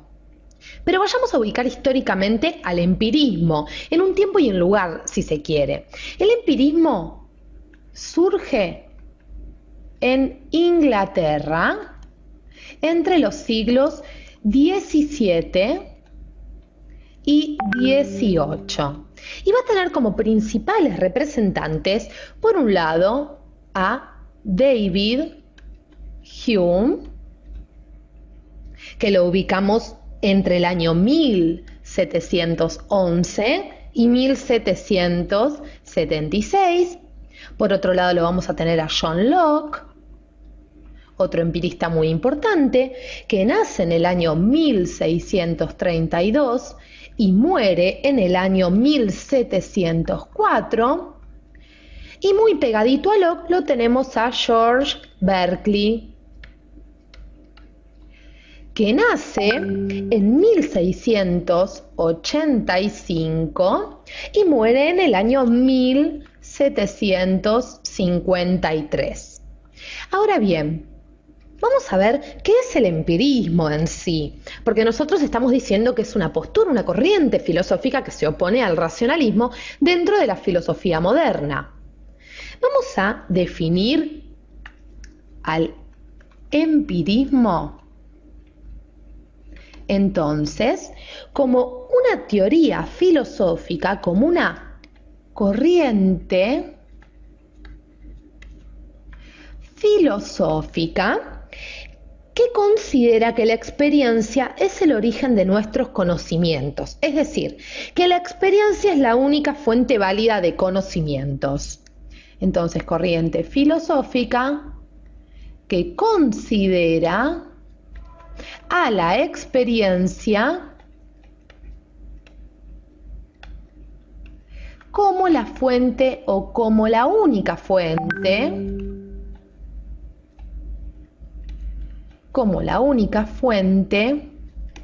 válida de conocimiento. Válida de conocimiento. Recordemos que, a diferencia del empirismo, el racionalismo, como veíamos en el video anterior con Descartes, inclusive en la introducción que habíamos hecho a ese tema, no era la experiencia, sino que era la razón, la confianza ciega en la razón, la única fuente válida de nuestros conocimientos. Para los empiristas, a diferencia, va a ser la experiencia, ellos van a tener confianza ciega en la experiencia. Pero resaltemos las características del empirismo para que nos quede bien en claro este tema. Primer característica a tener en cuenta, y ya nos vamos dando un poco una mínima idea de esto, el origen de nuestros conocimientos para los empiristas está en la experiencia. El origen de nuestros conocimientos está en la experiencia. Básico para comprender a los empiristas, que entendamos esto. Vamos a hacer un espacio en nuestra pantalla con la primera característica, entonces, que nos dice que el origen de nuestros conocimientos está en la experiencia. Aún más, para los empiristas no existen las ideas innatas, recordemos aquellas que poseemos sin necesidad de tener de la experiencia, son aquellas que están en nuestra mente apenas nacemos, sino que nuestra mente es una especie de hoja en blanco. La mente humana es una hoja en blanco, una tabula rasa, como dicen ellos, que nosotros vamos llenando o que se llena de conocimientos gracias a la experiencia. El origen del conocimiento es la experiencia. Nos tiene que quedar bien en claro esto. Es el único criterio de verdad. La experiencia es el único criterio de verdad. Pero pasa lo siguiente, el conocimiento del hombre, y ya si se quiere podemos incluir una segunda característica, el conocimiento del hombre es limitado por la experiencia. Es limitado por la experiencia. Lo que los empiristas nos van a decir con respecto a esto es que sobre algunas cuestiones solo podemos tener un conocimiento relativo o probable. Entonces, nos tiene que quedar en claro que sobre algunas cuestiones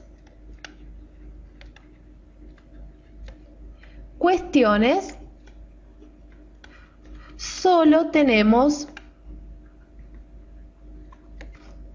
un conocimiento relativo o probable, como decíamos, por esto mismo, porque el conocimiento del hombre va a ser limitado por la experiencia.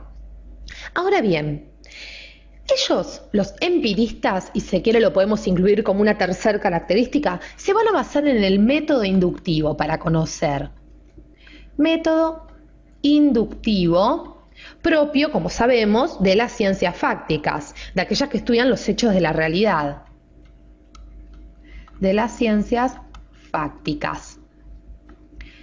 Para que repasemos un poquito este método inductivo, recordemos que un método inductivo es aquel que obtiene conclusiones generales a partir de datos particulares. Obtiene conclusiones generales a partir de datos particulares. Vamos a agregarlo para que nos queden bien en cuenta cómo se siguen este método. Recordemos un poquito cómo son los pasos del método inductivo. Primero está la observación y registro de los hechos. Observación y registro de los hechos. Claro está que no podemos hacer esto sin el uso de la experiencia. Como segundo paso tenemos el análisis y clasificación de estos hechos. Como tercer paso dentro del método inductivo tenemos la derivación inductiva de una generalización de los hechos. Derivación inductiva de una generalización de los hechos. Generalización de los hechos que venimos estudiando. Y como cuarto y último paso tenemos una contrastación. Contrastación. Muy bien, estos son los pasos entonces del método inductivo propio de las ciencias fácticas del cual se va a basar el empirismo, los empiristas como veíamos Hume, Locke, Berkeley. Inclusive para los... Bueno, aquí en esta parte del empirismo estamos explicando que fue un movimiento que también se dio durante el siglo XX a principios y va en contraposición a lo que es la ideología del racionalismo. El empirismo como tal, esta ideología filosófica, pretende demostrar que el hombre, que el ser humano, a través del trabajo con la experiencia, a través de la puesta en práctica de su quehacer, llega al conocimiento de la verdad, de la verdad absoluta. Estos términos del racionalismo y del empirismo, pese a que se dieron a principios del siglo XX, ya son antiguos, desde los primeros filósofos de la antigua civilización griega, desde los filósofos clásicos de Atenas. Lo que pasa es que vuelven todos estos conocimientos y se retoman dentro del siglo XX a principios y se trabaja o se estructura mejor este modo de pensamiento. Bueno, aquí ya les expliqué, se les pudo explicar brevemente que el movimiento del empirismo trabaja a través de la experiencia, a través de la práctica, y que el conocimiento también se puede dar en el hombre a través del uso y la experimentación o la observación de lo que él logra llegar y puede tener una verdad o una certeza de lo que realmente es este hecho en términos material. Bueno, vamos a ver entonces un cortometraje y referente a ese cortometraje, ustedes me van a escribir qué tipo de movimiento filosófico ustedes logran ver en ese cortometraje. Si es un tipo de movimiento filosófico, ya sea de estructuralismo, de empirismo, de racionalismo, de existencialismo, ustedes me van a decir qué movimiento logran ver en este cortometraje que lo va a colocar a continuación, que es una duración, se llama Luz de Enero, que es del director Ernesto Macaulay, y es un cortometraje hecho aquí en el departamento del Atlántico, y vamos a tratar de verlo, que fue tomado en Puerto Colombia. Entonces vamos a ver lo que es una bonita historia. Bueno. Empiristas les cuento, la validez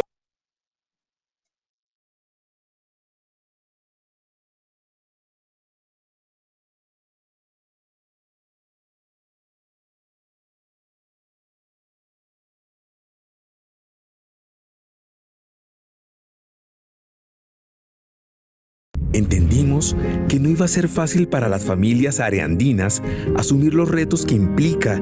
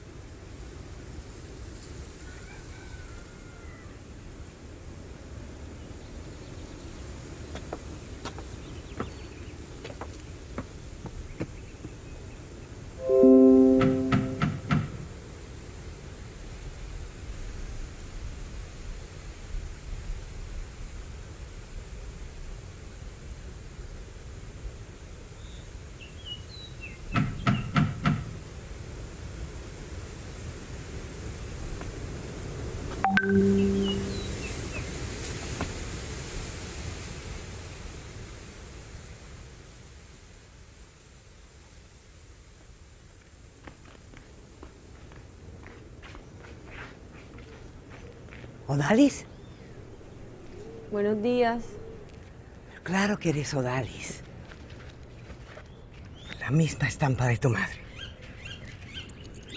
Hola, mija. Hola. ¡Papá! Ella es Odalis, la hija de Lisa. Hola, ¿cómo le va? Vamos, ven.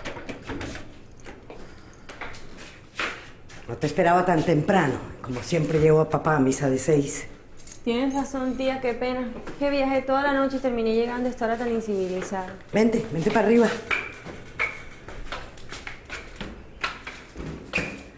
Pensamos habilitarte el cuarto de tu madre, pero no lo hemos abierto en siglos.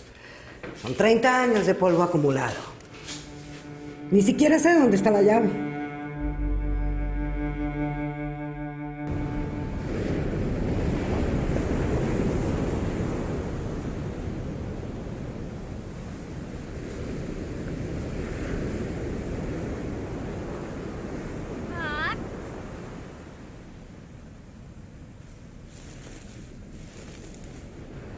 Odalis, ven para que desayune, mija.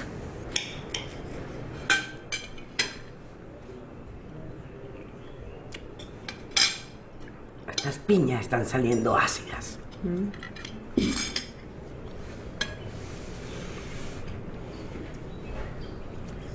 Me imagino que estás así de flaca, de tanto pasar hambre en ese orfanato.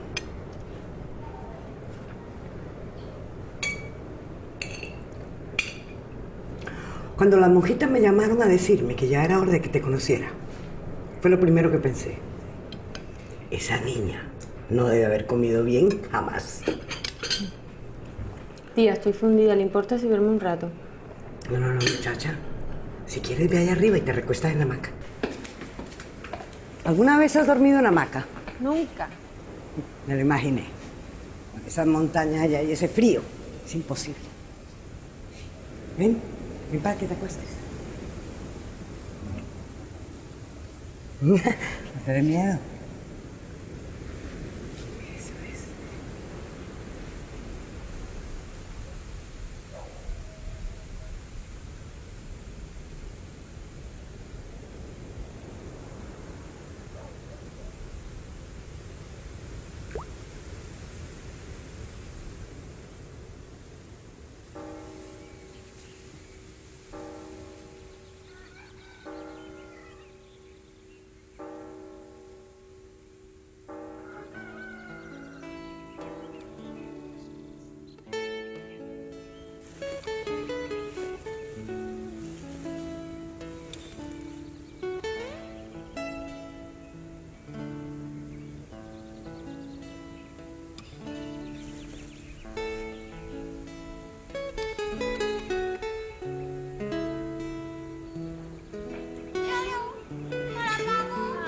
Pensé que no te ibas a despertar nunca.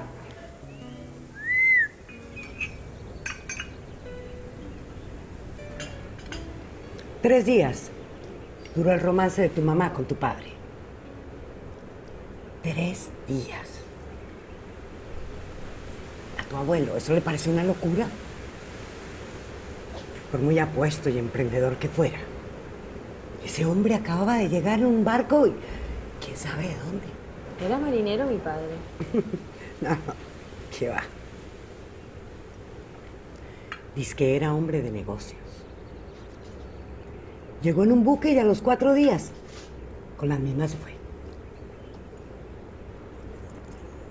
Dijo que volvía a los 3 meses. Dice que para casarse con ella. ¿Pero ese cuento quién se lo come, no? ¿Y volvió o no volvió? Bueno, él sí estaba de vuelta. A los 3 meses. Llegó en el buque de don Sancho. Cuando se produjo el naufragio. Ahí enfrente. Desde el mirador lo vimos todo. Ah, pero entonces sí volvió. Tu mamá juraba que para casarse con ella. Pero qué va.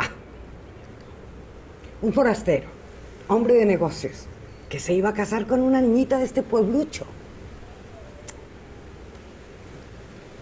Venía a pasarle revista como hacían todos en esos tiempos. Y tu pobre madre convencida que en su equipaje traía el traje de novia. Y era cierto. ¡Nada de eso! ¡Nada de eso! ¡Nada de eso! ¡Nada de eso! ¡Nada de eso! Ya, ¡Nada de eso! Ya, papá. Cálmate ya. A tu abuelo, el tema de tu mamá no se le puede tocar.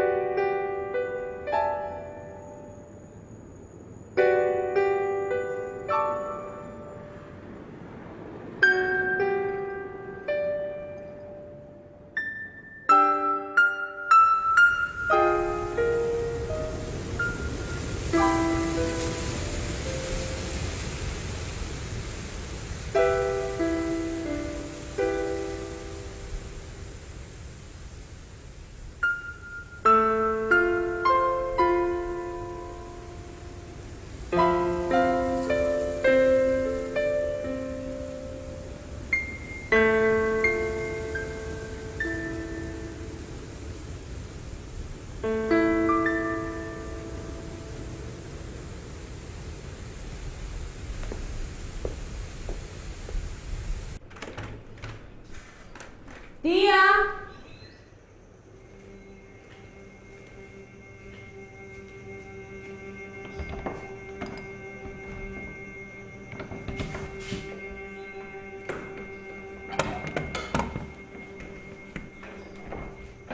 Ahí no hay nada que te pueda interesar. Hay muchas cosas que necesito saber de mi madre. Y yo no te las estoy contando, hija.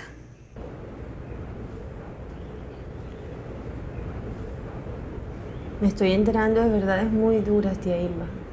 Muy duras. Las monjas jamás me contaron que mi madre había muerto el día en que yo nací. Tu abuelo es un hombre muy fregado. Y al pobre le dio muy duro enterarse que tu mamá había quedado embarazada de un desconocido. Pero ella misma fue la que tomó la decisión de irse lejos. Se largó a tenerte en el convento de las Lajas. Ese ha sido el dolor de la vida de tu abuelo. El mismo dolor con el que yo nací, lejos de mi familia, de mi tierra.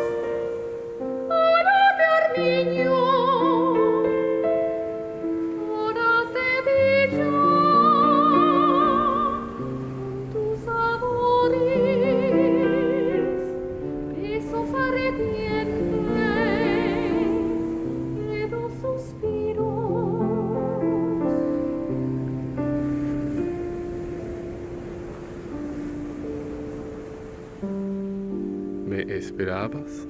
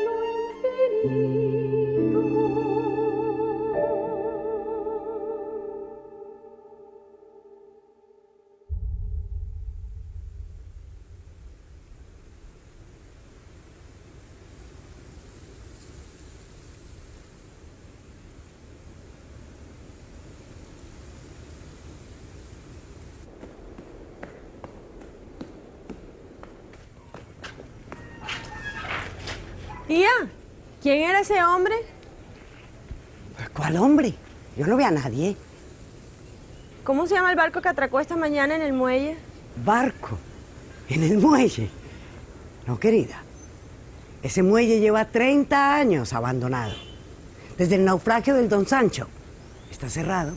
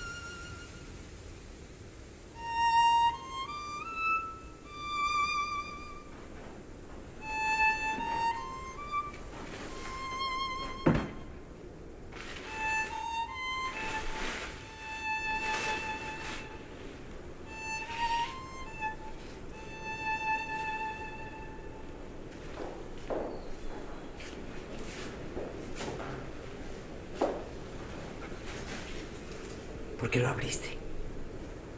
Yo no lo abrí. Entonces, ¿quién lo hizo? Ese hombre. Ya te dije que no hay ningún hombre. Ven a desayunar. Todas esas cosas que no sabías te están afectando. Tía, este es el vestido de novia de mi madre.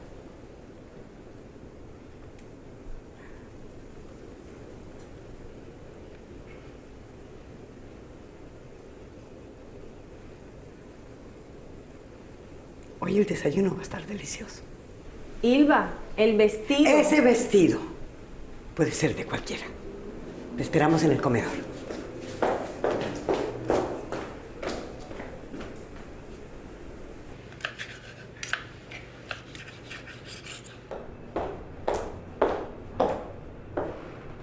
¿Odalis? ¡Odalis!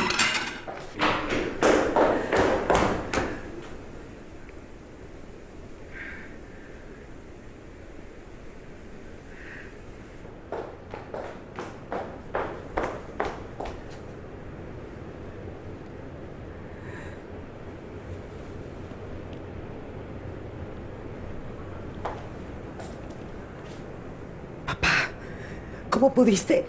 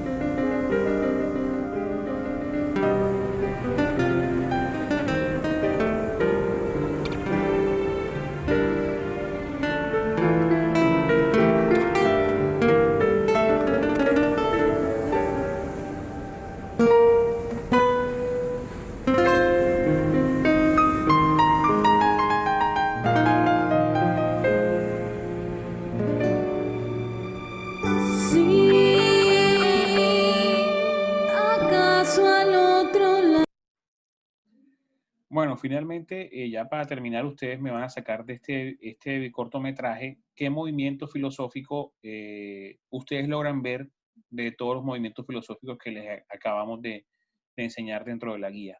Y me lo van a escribir dentro de la guía, que tiene relación con el cortometraje de la historia. Bueno, pues muchas gracias. Esta ha sido toda la emisión de la explicación de la guía de la clase y espero que les haya gustado. Hasta una nueva clase. Muchas gracias.